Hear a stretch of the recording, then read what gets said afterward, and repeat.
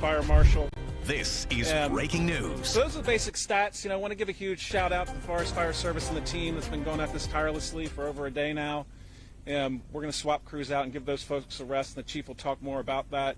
Also, a big shout out to our partners, State Police, OEM, Ocean County, Lacey Township, Ocean Township, and the surrounding communities, the public, for their patience as we work through this.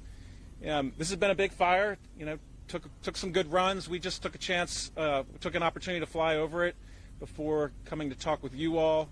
It's impressive to see the intensity of those fire runs that made their way last night. Burned out that 12,500 acres, but we still got a pretty big box to work this in, and still some work to do to clean up around the edges. So we can take some questions at the end, but for now I'm going to turn it over to Chief Donnelly. Thank you. Hey, good afternoon. So here we go again.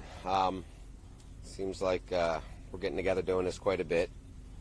But right now, my job as the chief right now is to focus on the folks that are out there in the field fighting fire. We've got some folks that have been out here almost 24 hours now dealing with this fire. So in order to get them some rest and things like that, we're going to start to settle down here. As the night goes on, we're going to bring in some additional shifts. We're going to get the opportunity to send some of these folks home, as well as with some of our partners.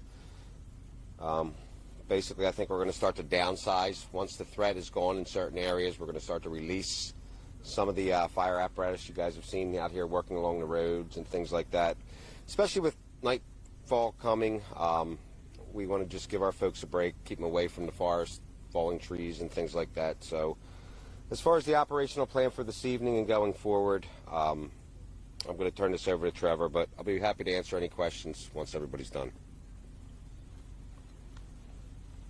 Good afternoon, everybody. Earlier I talked about the dangerous wildfire, the Jones Road fire here, and just to shed a little light, shed a little color on that. So oftentimes we get asked, what's the fire like, and what are you dealing with out on the fire line? So here's sort of what went on yesterday.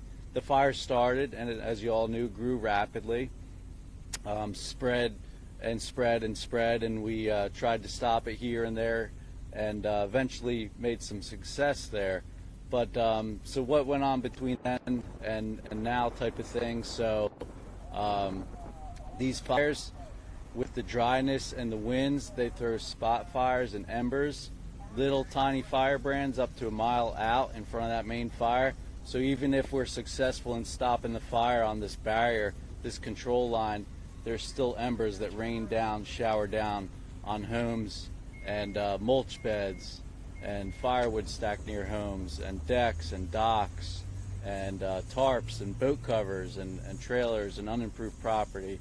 So so where all those embers land, there's always a firefighter at the end of those embers putting those embers out, which made it successful for us. So really, really great job to all the firefighters out there, putting those embers out, containing the fire, dealing with adverse conditions.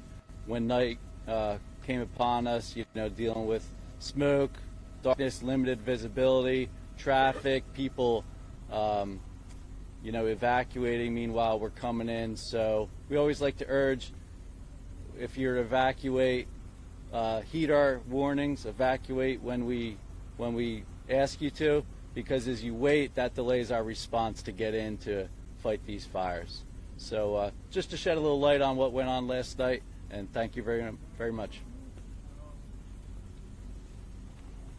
So happy to take any questions if you all have any questions. Yes?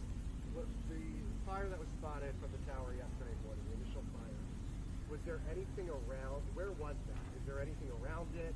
Any campgrounds, any sites?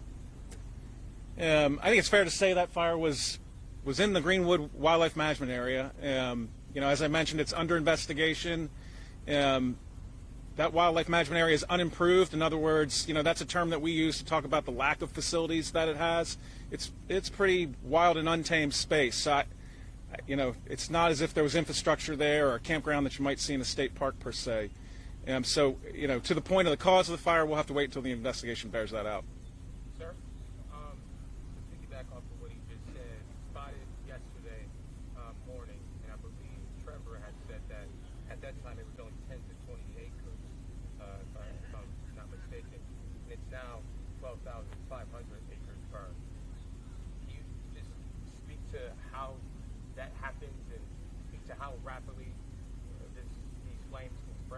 Trevor, you want to take that one? Yeah, sure.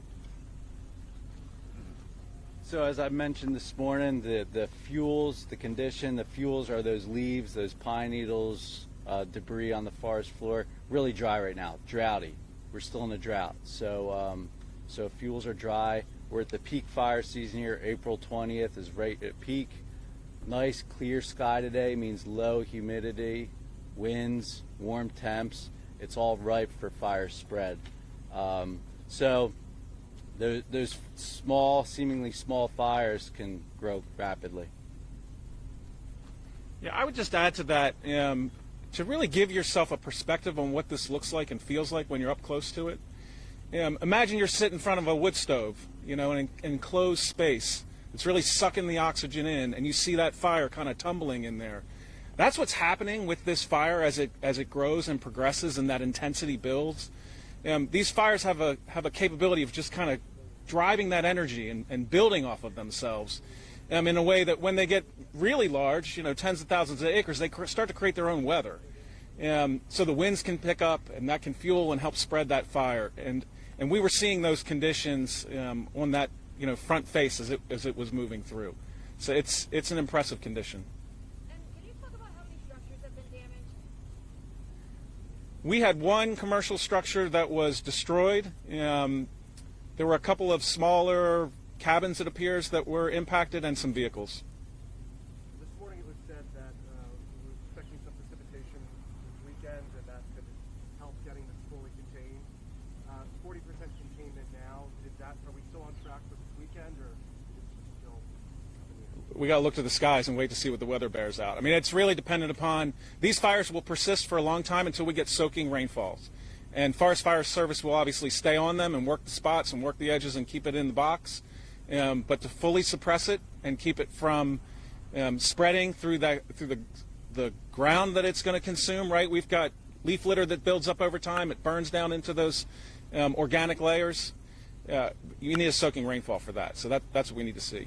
The structures that are threatened along 532 right now, are those homes? And I know that it was mentioned that some operations may be downscaled. Is there still a possibility that evacuations could be issued again or for different areas? Chief, you want to take that one?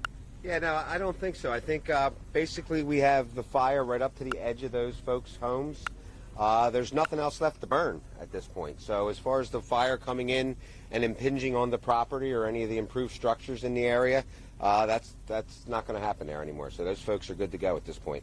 I know you guys said that you guys are going to start swapping people out, so some of the folks who've been out here fighting these fires can get some rest. At what point will you all feel comfortable to downsize the entire operation? Well, we'll continue to downsize as we need to.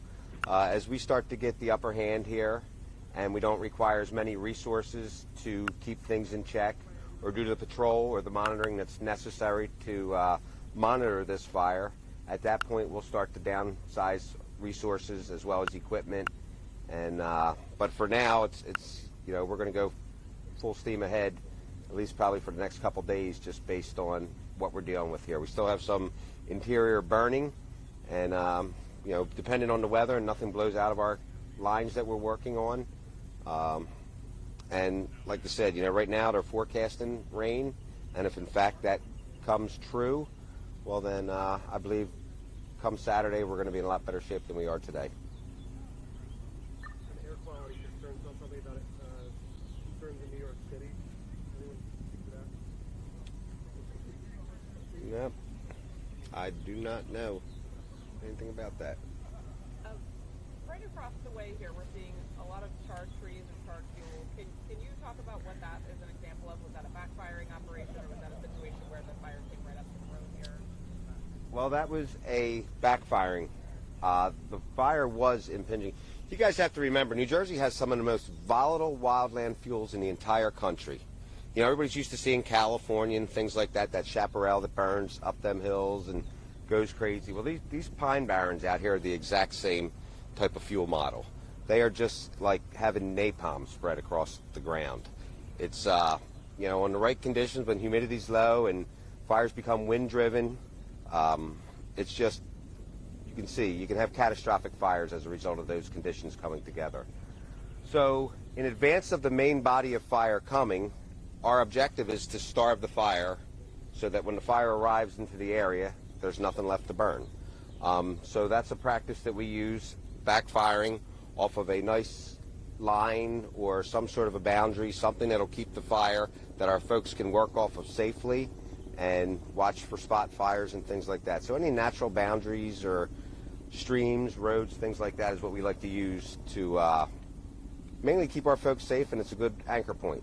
So what you're seeing across the street, probably in, I would say for maybe a few hundred yards, would be the actual remnants of the backfire. However, had they not backfired, we'd be standing in black ground right here as well, because the fire would have certainly blown right across the road had we not gotten ahead of it and started to try to tie it up. What's the name of the area where the fire started? What's your spot? I think we're using, Greenwood. it's the Greenwood Wildlife Management Area. And the road we used to just gain access was Jones Road. So that was basically where the name came from. Have there been any other injuries among firefighters or civilians at all? Not that I'm aware of.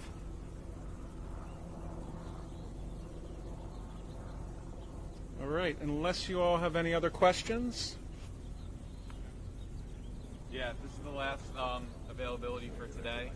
We likely will do something tomorrow, mid-morning, mid to late morning, and information will come through. All right, thank you very much. Appreciate your help getting the word out.